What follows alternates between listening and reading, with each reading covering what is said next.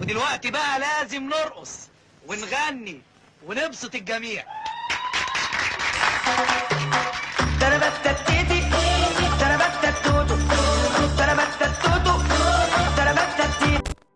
تحلم بإيه كمننا، نفسك في إيه كمننا. هو ده التعريف الأوضح لعلاقة الأفلام بالأغاني، علاقة من الأول قايمة على المصلحة المتبادلة، من أول دخول الأغنية في السينما على إيد محمد عبد الوهاب لحد ويجز وأبو الأنوار. الحكاية طويلة ومشوقة بس هنختصرها في 3 مراحل علشان نشوف قد إيه الدنيا دوارة وإزاي اتطورت الأغاني في الأفلام في 90 سنة، من سنة 1933 لحد سنة 2023. جدعان طيبين وبقلب ابيض كبير، كلمات غريبة عني ما بسمعهاش كتير. يا هل ترى يا هل ترى يا هل ترى. ولو عجبتكم الحلقة ممكن نعمل حلقة أو أكتر من حلقة عن كل مرحلة، لأن الموضوع كبير وشيق ويستحق إننا نتكلم عنه علشان مليان أحداث. بس قبل ما نبدأ حلقتنا أستأذنك تشترك في القناة، ولو عجبك الفيديو ما تنساش اللايك والشير علشان ده بيساعدنا في انتشار الفيديو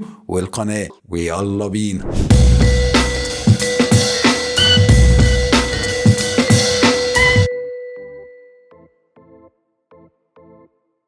يا مساء الفل على الكل. بدأت الأغاني مع السينما المصرية في فيلم الوردة البيضاء لمحمد عبد الوهاب سنة 1933، وتقدم في الفيلم ده 8 أغاني مرة واحدة. يا عيني زي ما تكون السينما كانت خرصة واتكلمت. وبعد كده انتشرت الأغاني في الأفلام واحدة واحدة، لكن ما كانتش مهمة قوي، لكنها كانت موجودة بالمطربين الكبار والقدام زي منيرة المهدية وغيرهم، لحد أسمهان وليلى مراد ما وصلوا بصوتهم وشعبيتهم للشاشة الكبيرة، وده خلى منتجين السينما تستفاد منهم ومن كبار الملحنين والشعراء اللي موجودين في الوقت ده. ومن هنا بدأت الأغاني تتحط في الأفلام من غير سبب درامي مهم، زي مثلا في فيلم كبير ومهم زي غزل البنات مفيش حاجة تستدعي خالص إن ليلى مراد تركب حصانها هي وزميلاتها ويطلعوا يغنوا. اتمختري وتميل يا خير ورقصي ويا ريس الليل. أو بالليل ليلى مراد هي والأستاذ حمام يخبطوا على باب عشوائي ويطلع بالصدفة هو بيت يوسف وهب، وكمان محمد عبد الوهاب بيغني لهم. ملوش لكن عشق الجسداني. لكن عبقرية الأفلام دي إن هي سيحت الأغاني ودمجتها جوه الأحداث وبقوا عمل واحد كبير ومتكامل وحلو، وده اللي اتعمل مع شادية وصباح وفريد الأطرش ومحمد فوزي وحتى أم كلثوم. استثمرت السينما نجاحهم وشعبيتهم وعملت لهم أفلام، في منها اللي نجح وفي منها اللي ما نجحش، لكن الأكيد إن الأفلام دي في وقتها كانت بتحقق أرباح كبيرة. مطربين كتير حققوا نجومية كبيرة في السينما برغم موهبتهم الضعيفة في التمثيل، لأنه ما كانش مهم قوي التمثيل للجمهور في الوقت ده، لأن هو داخل يتفرج على النجم أو النجمة دي وهم بيغنوا أغاني جديدة، لأن الشعب الغلبان ما كانش بيقدر يروح الحفلات في القاهرة وفي اسكندرية وفي المدن الكبيرة، وكانت تذكرتها بتبقى غالية كمان، فإنه يقطع تذكرة سينما ويدخل يشوف المطرب أو المطربة اللي بيحبهم ده كان شيء كبير. يعني ممكن نقول على الأفلام دي في وقتها إنها فيديو كليب كبير لأغاني زمان.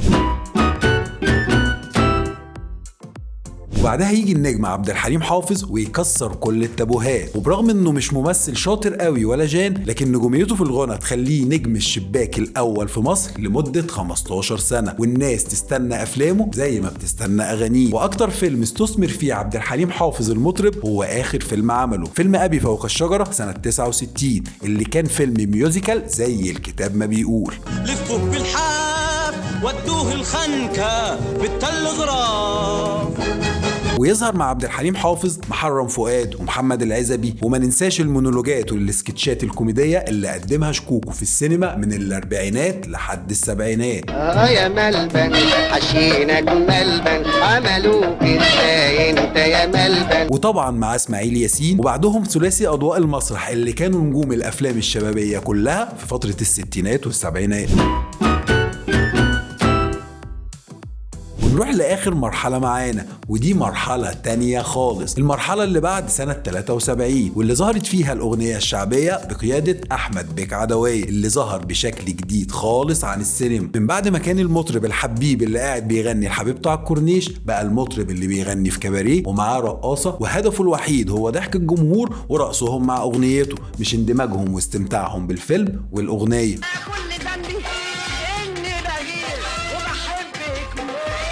وهي دي المرحلة اللي انفصلت فيها الأغنية عن سياق الفيلم خالص، وبقت تتحط علشان الجمهور عاوز كده، لازم في كل فيلم كباريه ومطرب شعبي ورقاص. والوضع ده ما اتغيرش في الثمانينات والتسعينات كتير، لكن اتغيرت طريقة عرضه على الشاشة، وهتكمل معانا المرحلة دي في الثمانينات والتسعينات كمان لحد ما نوصل لكمننا وكل الأحبة 2-2. كل الأحبة 2-2 وأنا حبيبتي راحت على فين. وبعد كده هنوصل لمرحلة أفلام السبكي اللي لازم يكون فيها مطرب شعبي ورقاص، وبيقولوا إن الخلطة دي هي خلطة السبكي، وهي لا خلطته ولا حاجة. الخلطة دي معانا من السبعينات، لكن هو جه بوظ الدنيا أكتر وأكتر لحد ما وصلنا لموضة الراب وانتشارها في الأفلام والمسلسلات اللي بدأت سنة 2008 مع أحمد مكي وتراك جدعان طيبين لفيلم اتش دبور. جدعان طيبين وبقلب ابيض كبير، كلمات غريبة عني ما بسمعهاش كتير. التراك ده حقق نجاح كبير قوي لحد دلوقتي بسبب الليركس الجامدة الروشة اللي كاتبها أحمد مكي والبيت الحلو اللي بيعلق في الدماغ. وكمل مكي مع الراب بطريقته المصرية اللي مش شبه حد في معظم أفلامه وأعماله اللي عملها بعد كده. وبعد مكي يكمل الفيشاوي وفنانين كتير الراب في الافلام والمسلسلات على استحياء، لحد من 2-3 لما انتشر الراب في اعمال كتير وناس كتير بدات تحبه. والحمد لله افلام المطرب الشعبي والرقاصه مختفيه اليومين دول، ربنا ما يرجعهم.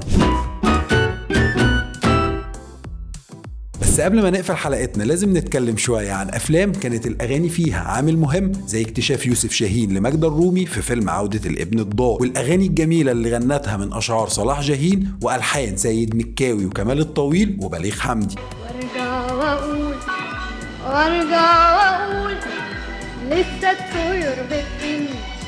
أسماء تخض وأغاني عظيمة كملت عمل فني مهم، لازم تشوفوا الفيلم ده لو كنتوا لسه ما شفتوهوش. وأفلام تانية زي البريء والأغاني الوطنية اللي في الأفلام الحربية بتاعت 73 وأغاني سعاد حسني كلها اللي عاوزة حلقة أو أكتر من حلقة لوحدها. ومن أهم الأفلام اللي استفادت بنجومية المطربين في التسعينات والألفينات فيلم آيس كريم في جليم والعفاريت لعمرو دياب، وإسماعيلية رايح جاي وأمريكا شيكابيكا وإشارة مرور لمحمد فؤاد، وأفلام كتير لمصطفى قمر وتامر حسني. ومن أكتر الأغاني اللي بحبها بصوت محمد منير في أغاني الأفلام هي أغاني فيلم المصير. لسه الأغاني ممكنة وأفلام كتير قوي محتاجة حلقة أو 2 وإن شاء الله نعملهم لو عجبتكم الحلقة المختصرة دي. وبكده نكون وصلنا لنهاية حلقتنا. لو عجبتك الحلقة ما تنساش اللايك والشير والاشتراك في القناة، واشوفكم في حلقة جديدة في السينما. سلام.